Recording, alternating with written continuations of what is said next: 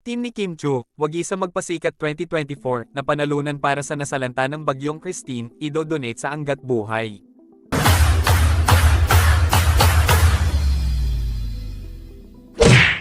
Itinanghal na kampiyon sa Magpasikat 2024 ang grupo ni Kim Chu, OJ Alcacid, MC Mua, at Lassie Marquez sa pinakabagong episode ng It's Showtime na ipinalabas noong ika-26 ng Oktubre. Sa kanilang pagwawagi, labis ang emosyon ni Kim habang siya ay nagpapahayag ng kanyang pasasalamat matapos i-anunsyo ang resulta ng kanilang laban. Sa kanyang pahayag, sinabi ni Kim, "Thank you po.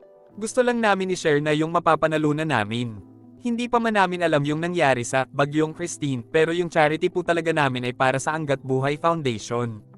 Ipinahayag niya ang kanilang layunin na makatulong sa mga naapektuhan ng bagyo at kung gaano kahalaga ang kanilang panalo hindi lamang para sa kanila kundi higit lalo para sa mga nangangailangan. Dagdag pa ni Kim, maraming salamat. Malaking tulong po to sa lahat ng mga nasalanta. Ang kanyang mga salita ay nagbigay diin sa kanilang dedikasyon na gamitin ang kanilang napanalunan sa isang makabuluhang layunin. Bilang premyo, makakatanggap ang grupo ni Kim ng kabuoang 300,000 piso na kanilang itutulong sa mga biktima ng Bagyong Christine. Ang halagang ito ay isang malaking tulong para sa mga komunidad na labis na naapektuhan ng kalamidad na nangangailangan ng agarang suporta at tulong. Ang Magpasikat 2024 na ay hindi lamang isang paligsahan kundi isang paraan para ipakita ang kakayahan at talento ng mga host at performers ng It's Showtime. Sa bawat taon, ang mga kalahok ay nagdadala ng sariwang konsepto at mga nakakatuwang palabas na nagbibigay aliw sa mga manunood. Sa pagkakataong ito, hindi lamang ang kanilang mga talento ang umanig sa puso ng mga tao, kundi ang kanilang malasakit at pagtulong sa kapwa. Ang It's Showtime ay patuloy na nagiging plataporma para sa mga artista na ipakita ang kanilang mga kakayahan, ngunit higit pa rito, nagbibigay ito ng pagkakataon sa kanila na makapag-ambag sa mga makabuluhang proyekto.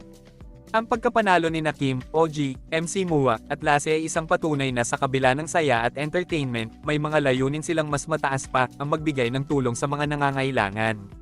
Sa kasalukuyang sitwasyon sa bansa kung saan maraming tao ang naapektuhan ng mga kalamidad, ang ganitong mga inisyatiba ay mahalaga. Ang bawat kontribusyon, gaano man kaliit, ay may malaking epekto sa mga biktima.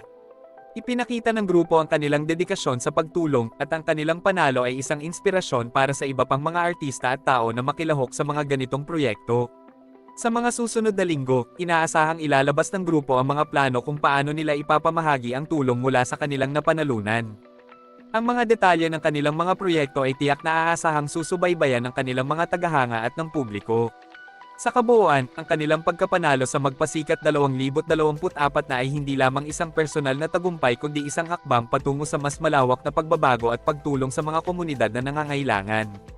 Ang kanilang kwento ay nagbibigay inspirasyon at nagpapaalala sa lahat na sa kabila ng mga pagsubok, may pag-asa at may mga taong handang tumulong at makiisa para sa ikabubuti ng iba.